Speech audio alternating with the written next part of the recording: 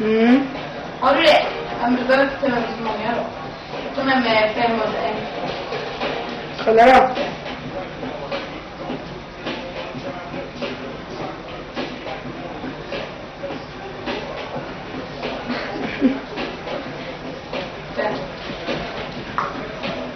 Jobbigt. Ingen. Vad tjusig du är, Elisabeth. Med handduk på huvudet. Vi måste ladda om den också. Ja, ditt batteri. Så du gjort det? Åh, du är smart då! Här som ni ser här så är det additioner.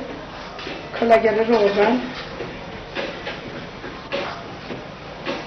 Den här måste finna. Idag när vi käkade glass, då fick vi de här. Och ska säga den då, glassen var skitäcklig. Men de var ju söta. Eller hur, Elisabeth?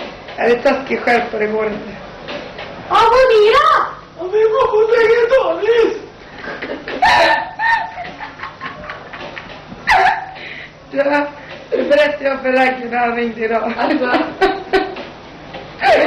Vad fan då? Jag kommer inte ihåg vad han sa. Nej, han garvade för jag sa att vi garvade.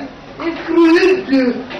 Jag sa att vi garvade som fan så jag la mig ner på gatan. Men det gjorde jag inte alls. Jag satte mig ner. Då skrattade Ja, han. för vi satte det ner för att rummet det står då. Åh, lyssna.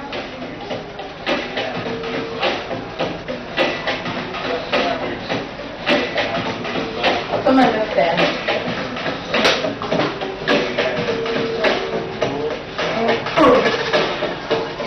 Vad är det?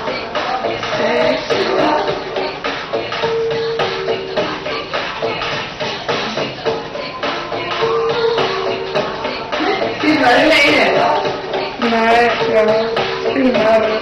Mina myggbett. Mina myggbett! De har vi ju inte hört talas om förut. Nej.